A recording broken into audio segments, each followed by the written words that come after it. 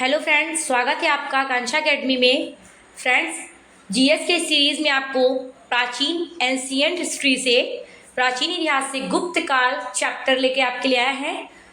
अब तक के वनडे एग्जाम में जितने भी गुप्त काल से क्वेश्चन पूछे गए हैं वो सब लेके आए हैं। यूपीआरओ हो, एआरओ हो, पीसीएस हो, बीपीएससी हो, आपका चाहे एसएससी, आरआरबी, एनटीपीसी, सब में जो क्वेश्चन पूछेंगे गुप्त काल से वो सब इन पे इंक्लूड किए गए हैं, जो आपके एग्जाम के लिए पॉइंट ऑफ व्यू से इम्पोर्टेंट है। सो फ्रेंड्स, स्टार्ट करते हैं। पहला क्वेश्चन है, गुप्त शासन के दौरान निम्नलिखित में से ऐसा व्यक्ति कौन था जो एक महान खगोल विज्ञानी और गणितज्ञ था? आर्यभट्ट, भानुगुप्त, बाणभट्ट, इनमें से कोई नहीं। तो कौन था जो खगोल विज्ञानी गणितज्ञ दोनों था? तो आपको पता होगा वो आर्यभट्ट जी थे। Option A is correct. Next question है, गुप्त शासकों की सरकारी दरबारी भाषा क्या थी?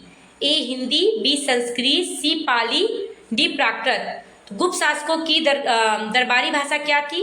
Sanskrit. Option B is correct. Next है, चंद्रगुप्त द्वितीय ने अपने किस विजय की खुशी में चांदी के विशेष सिक्के जारी किए? ऑप्शन ए बालिक प्रदेश को जीतने के बाद, हुड़ों को परास्त करने के बाद, शकों को पराजित करने के बाद, इनमें से कोई नहीं। तो किस खुशी में चांदी के विशेष सिक्के जारी किए थे? तो ऑप्शन सी, शकों को पराजित करने के बाद उन्होंने विशेष सिक्के जारी किए। नेक्स्ट क्वेश्चन है, मेहरौली स्थित लौह स्तंभ का निर्माण किस सदी में हुआ था? द्वितीय सदी में, तृतीय सदी में, सप्तम सदी में, चतुर्थ सदी में।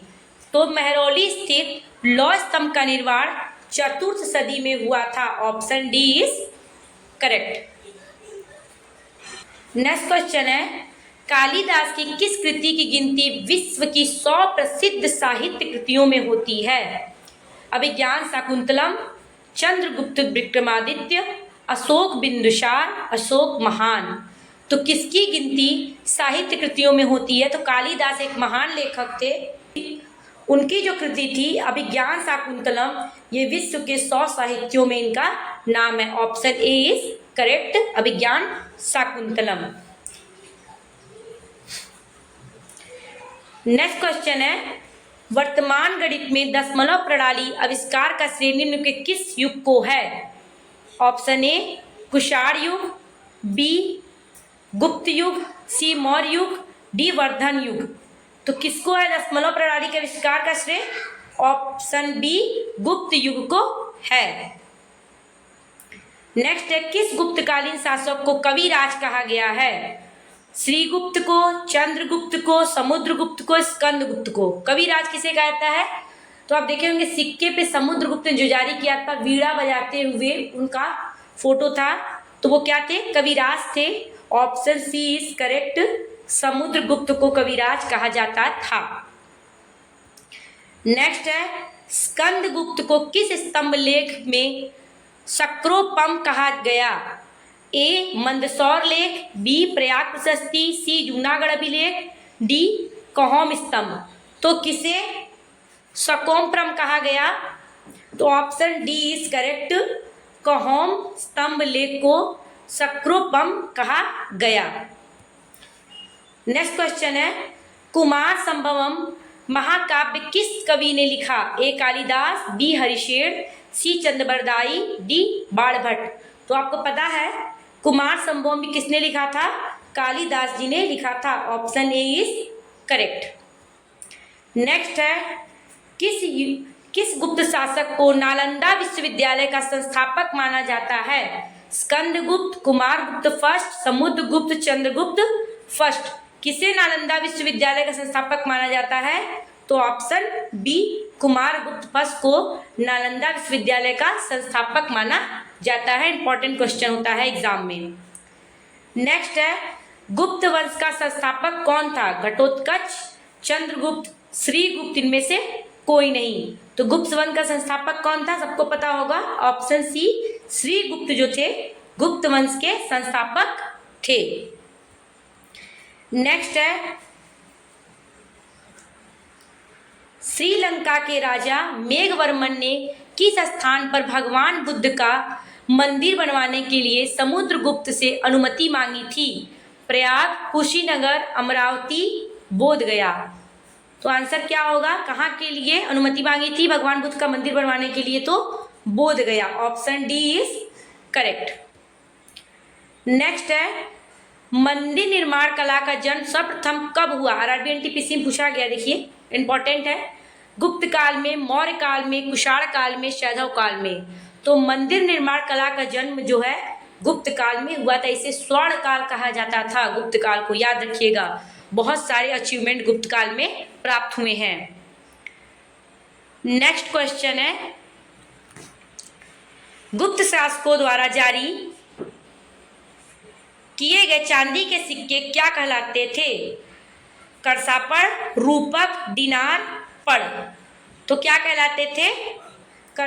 आपका रूपक कहलाते थे। ऑप्शन बी इज करेक्ट, रूपक। नेक्स्ट क्वेश्चन है, गुप्त वंश के किस शासक ने सर्वप्रथम महाधिराज की उपाधि धारण की? ए समुद्रगुप्त ने, डी घटोत्कच ने, सी चंद्रगुप्त ने, श्रीगुप्त। सबसे महान शासक कौन था? चंद्रगुप्त। उसने महाधिराज की उपाधि धारण की थी। Option C is correct. Next है, गुप्त काल के सर्वाधिक लोकप्रिय देवता कौन है? देखिए ये आरआरबी एनटीपीसी में पूछा गया है। शिव, बुद्ध, सूर्य, विष्णु? तो कौन थे सर्वाधिक लोकप्रिय देवता? श्री विष्णु गुप्त काल के सर्वाधिक लोकप्रिय देवताओं में से एक थे। नेक्स्ट, चंद्रगुप्त द्वितीय ने विक्रमादित्य की उपाधि कब धारण की? शकों का उन्मूलन करने के बाद, गुप्त सिंहासन पर बैठने के बाद, चांदी के सिक्के जारी करने के बाद, उपयुक्त सभी? तो विक्रमादित्य की जो उपाधि थी चंद्रगुप्त द्वितीय ने, वो शकों के उन्मूलन करने के बाद धारण की। Option A is correct. Next है, किस वंश के शासकों ने मंदिरों और ब्राह्मणों को सबसे अधिक? नेक्स्ट क्वेश्चन है आपका, किस वंश के शासकों ने मंदिरों एवं ब्राह्मणों को सबसे अधिक ग्राम अनुदान में दिया था? ए पाल वंश, बी गुप्त वंश, सी राष्ट्रकूट, डी प्रतिहार? तो किस वंश के शासकों ने मंदिरों ब्राह्मणों को सबसे अधिक ग्राम अनुदान में दिया था? तो ऑप्शन इज बी, गुप्त वंश के शासकों ने मंदिरों और ब्राह्मणों को सबसे अधिक ग्राम अनुदान में दिया था।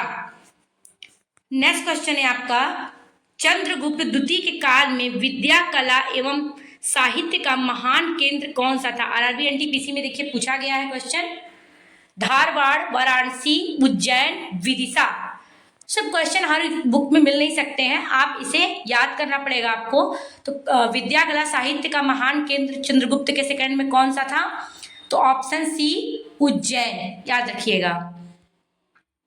नेक्स्ट है, इतिहासकार वीएस स्मिथ ने किसकी विजयों से प्रभावित होकर उसे भारत का नेपोलियन कहकर पुकारा था? स्कंदगुप्त को, चंद्रगुप्त को, ब्रह्मगुप्त को, समुद्रगुप्त को? तो भारत का नेपोलियन किसे कहा जाता था? तो भारत का नेपोलियन कौन था? Samudragupta. Option D is correct. Next question है आपका, गुप्त वंश का वह राजा कौन था जिसने हुड़ों को भारत पर आक्रमण करने से रोका? ए स्कंदगुप्त, बी चंद्रगुप्त, सी कुमारगुप्त, डी समुद्रगुप्त? तो कौन था जिसने हुड़ों को भारत पर आक्रमण करने से रोका? तो ऑप्शन ए स्कंदगुप्त, याद रखिएगा।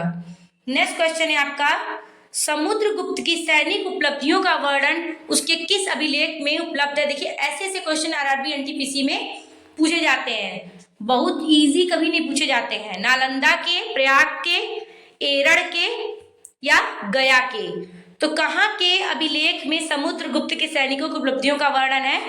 तो ऑप्शन बी प्रयाग के अभिलेख में समुद्रगुप्त के सैनिकों के उपलब्धियों का वर्णन है। नेक्स्ट है, निम्न में किस काल में स्त्रियों की पुरुषों से बराबरी थी?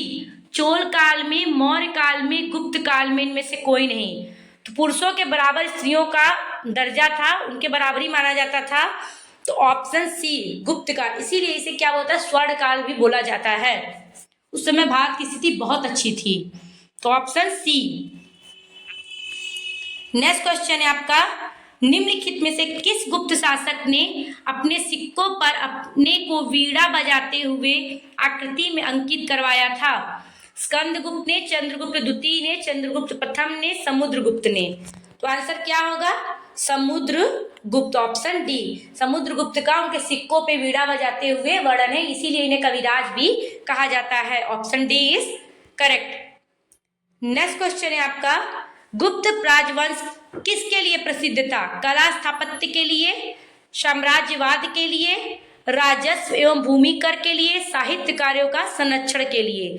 तो गुप्त राजवंश किसके लिए प्रसिद्ध था? कला और स्थापत्य के लिए प्रसिद्ध था।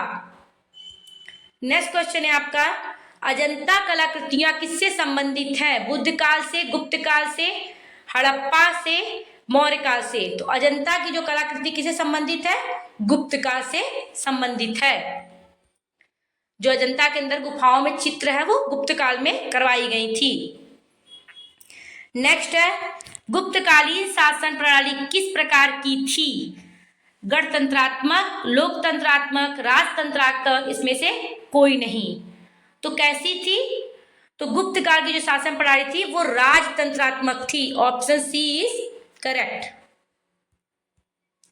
नेक्स्ट है, फाहियान द्वारा रचित ग्रंथ फोकमोकी में निम्न में से किसका विवरण नहीं मिलता है? बौद्ध मंदिरों, स्तूपों और विहारों का, गौतम बुद्ध के उपदेशों का, बौद्ध राज्यों का, बौद्ध धर्म के सिद्धांतों का? तो फोकमोकी में किसका वर्णन नहीं मिलता है? तो बौद्ध धर्म के सिद्धांतों का। Option D is correct. Next question है आपका, कौन सा राजवंश हुणों के आक्रमण से अत्यंत विचलित हुआ? गुप्त, शुंग, मौर्य और कुषाण? कौन सा राजवंश हुणों के आक्रमण से अत्यंत विचलित हुआ था? तो ऑप्शन ए गुप्त राजवंश। Option A is correct. Next question है आपका, निम्नलिखित में से कौन सा नाटक कालिदास ने नहीं लिखा था? मालविकाग्निमित्रम, जानकी हरण, अभिज्ञान शाकुंतलम, विक्रमोर्वशीयम? तो कौन सा नहीं लिखा था? तो ऑप्शन बी जानकी हरण जो है वो कालिदास की नहीं है। बाकी मालविकाग्निमित्रम, अभिज्ञान शाकुंतलम, मौर्यवशीयम ये तीनों कालिदास की नाटक रचना है, याद रखिएगा। नेक्स्ट क्वेश्चन है आपका, वह प्रथम भारतीय विद्वान कौन था जिसने गणित को एक पृथक विषय के रूप में स्थापित किया? ब्रह्मगुप्त, वराहमिहि, आर्यभट्ट, धन्वंतरि? तो कौन थे वो? आपके ऑप्शन सी आर्यभट्ट जी थे, जिन्होंने गणित को एक पृथक विषय के रूप में स्थापित किया। गणित का आविष्कारक इन्हीं को ही कहा जाता है, आर्यभट्ट जी। नेक्स्ट क्वेश्चन है आपका, गुप्तकालीन पुस्तक नवनीतकम निम्न में से किससे संबंधित है? नवनीतकम किससे संबंधित है? धातु विज्ञान से, खगोल शास्त्र से, गणित से, चिकित्सा से? तो नवनीतकम जो है आपका वो चिकित्सा से संबंधित है। ऑप्शन डी इज करेक्ट, याद रखिएगा। नेक्स्ट क्वेश्चन है, निम्न में से किस गुप्त राजा ने विक्रमादित्य की पदवी ग्रहण की थी? ए चंद्रगुप्त द्वितीय, बी कुमारगुप्त, सी स्कंदगुप्त, डी समुद्रगुप्त? तो विक्रमादित्य की उपाधि किसको मिली थी? ए चंद्रगुप्त द्वितीय ने विक्रमादित्य की पदवी धारण की थी। बहुत इंपॉर्टेंट क्वेश्चन है, बहुत सारे एग्जाम पूछा जाता है, देखिए यूपीपीसीएस में ऐसे क्वेश्चन आते हैं। नेक्स्ट क्वेश्चन है आपका, कुछ विद्वानों के अनुसार कवि कालिदास किसके राजकवि थे? हर्ष के, चंद्रगुप्त द्वितीय, समुद्रगुप्त, चंद्रगुप्त मौर्य? तो कवि जो कालिदास के थे किसके समकालीन थे? तो समुद्रगुप्त द्वितीय विक्रमादित्य के समकालीन थे, उन्हीं के राजकवि थे। Option B is correct. Next question है, अजंता चित्रकारी का विषय वस्तु निम्नलिखित में से किससे संबंधित है? शैव मत, वैष्णव मत, बौद्ध धर्म, जैन धर्म? तो अजंता का चित्रकारी का जो विषय वस्तु था वो किससे संबंधित था? बौद्ध धर्म से संबंधित था। ऑप्शन सी इज करेक्ट, बौद्ध धर्म। नेक्स्ट क्वेश्चन है आपका, गुप्त स्थापत्य कला का सर्वोत्कृष्ट मंदिर निम्न में से कौन सा है? सर्वोत्कृष्ट मंदिर कौन सा है गुप्त स्थापत्य कला का? भीतरगांव का मंदिर, तिगवा का विष्णु मंदिर, बुमरा का शिव मंदिर, देवगढ़ का दशावतार मंदिर। तो कौन है? ऑप्शन डी, देवगढ़ का दशावतार मंदिर जो है गुप्त काल स्थापत्य कला का सर्वोत्कृष्ट मंदिर है, सबसे अच्छा मंदिर माना जाता है। Option D is correct. Next question है आपका, अजंता की गुफाओं में किन गुफाओं का निर्माण गुप्त काल में हुआ? गुफा ए 16, 17, 19, बी 14, 15, 16, सी 2, 3, 4 सभी गुफाओं का। तो अजंता की गुफाओं में जो गुप्त काल में इसका निर्माण हुआ था वो गुफा था 16, 17, 19, याद रखिएगा। Option A is correct. Next question है, तांबा का सिक्का जारी करने वाला पहला गुप्त शासक कौन था? ए चंद्रगुप्त फर्स्ट, बी रामगुप्त, सी चंद्रगुप्त द्वितीय, डी स्कंदगुप्त। तो कौन था तांबा का सिक्का जारी करने वाला पहला गुप्त शासक? तो Ramagupta. Option B is correct. Next question है, एरड़ अभिलेख का संबंध किस शासक से है? A Brahmagupta, B Chandragupta, D Bhanugupta, C Bhanugupta, D Chandragupta. तो एरड़ अभिलेख किस शासक से संबंधित है? तो ऑप्शन सी भानुगुप्त से संबंधित है एरड़ अभिलेख, याद रखिएगा। नेक्स्ट क्वेश्चन है, अमरकोश के लेखक अमर सिंह किस शासक के दरबार से जुड़े थे? किसके समकालीन थे? अमर सिंह जिन्होंने अमरकोश लिखी है, समुद्रगुप्त, चंद्रगुप्त फर्स्ट, स्कंदगुप्त, चंद्रगुप्त द्वितीय। तो जो अमर सिंह थे वो भी किसके समकालीन थे? चंद्रगुप्त द्वितीय। इन्हीं के समकालीन कालिदास भी थे, याद रखिएगा। नेक्स्ट है, गुप्त संवत को प्रारंभ करने का श्रेय किसे दिया जाता है? ए चंद्रगुप्त प्रथम, बी चंद्रगुप्त द्वितीय, सी समुद्रगुप्त, डी स्कंदगुप्त। जो गुप्त संवत था प्रारंभ करने का श्रेय किसे दिया जाता है? ऑप्शन ए चंद्रगुप्त मौर्य, जिसको हम चंद्रगुप्त प्रथम कहते हैं। Option A is correct. Next है, बाल विवाह की प्रथा कब आरंभ हुई? मौर्य काल में, गुप्त काल में, कुषाण काल में, हर्षवर्धन काल में। तो बाल विवाह की जो प्रथा थी किस काल में शुरू हुई थी? गुप्त काल में। Option B is correct. Next है, फायान किसके शासक काल में भारत आया था? चंद्रगुप्त फर्स्ट, सोगुप्त, चंद्रगुप्त द्वितीय और हर्षवर्धन। तो फायान किसके शासन काल में भारत आया था? तो चंद्रगुप्त द्वितीय के शासन काल में भारत आया था। ऑप्शन सी इज करेक्ट, याद रखिएगा, बहुत एग्जामों में पूछा जाता है ये क्वेश्चन। भारतीय संस्कृति का स्वर्ण युग किस युग को कहता है? मैं ऊपर ही आपसे कहते आई हूँ, किसे स्वर्ण युग कहता है? मौर्य काल, राजपूत काल, चोल काल और गुप्त काल। तो नो डाउट गुप्त काल। Option D is correct. Next question है आपका, सोने के सर्वाधिक सिक्के किस काल में जारी किए गए थे? गुप्त काल में, कुषाण काल में, मौर्य काल में, हिंद यमन काल में। तो सोने के सर्वाधिक सिक्के गुप्त काल में जारी किए गए थे। Option A is correct. Next question है, यूरोपीय भाषा में अनुवादित प्रथम भारतीय ग्रंथ कौन सा है? भगवत गीता, अभिज्ञान शाकुंतलम, कुमार संभवम, कामसूत्र। तो यूरोपीय भाषा में अनुवादित प्रथम भारतीय जो ग्रंथ है वो आपका अभिज्ञान शाकुंतलम है, कालिदास द्वारा रचित नाटक। Option B is correct. Next question है आपका, सती प्रथा का पहला उल्लेख कहाँ मिलता है? भीतरगांव के लेख में, विलशद स्तंभ लेख में, एरड़ अभिलेख में, भीतरी स्तंभ लेख में। तो देखिए आरआरबी गोरखपुर वाले क्वेश्चन पूछा गया है रेलवे के एग्जाम में। सती प्रथा का पहला उल्लेख एरड़ अभिलेख में मिलता है। Option C is correct. Next question है, फाहियान कहाँ का निवासी था? भूटान, अमेरिका, बर्मा, चीन। तो फाहियान कहाँ से आया था? चीन से आया था। Option D is correct. Next question है आपका, सेतुबंध का रचनाकार प्रवर शेर द्वितीय किस वंश का शासक था? वाकाटक, शक, कण्व और सातवाहन किस वंश का शासक? तो सेतुबंध का जो रचनाकार प्रवर शेर द्वितीय था किस वंश का शासक था? ऑप्शन ए वाकाटक वंश का शासक था। Option A is correct. Next question है आपका, गुप्तकालीन सिक्कों का सबसे बड़ा ढेर कहाँ से प्राप्त हुआ? देवगढ़ झांसी से, बैना भरतपुर से, बुमरा मध्य प्रदेश से, तिगवा मध्य प्रदेश से। सबसे अधिक जो गुप्तकालीन सिक्कों का सबसे बड़ा ढेर था, कहां से प्राप्त हुआ था? बायना, भरतपुर से। ऑप्शन बी इज करेक्ट, बायना। नेक्स्ट क्वेश्चन है आपका,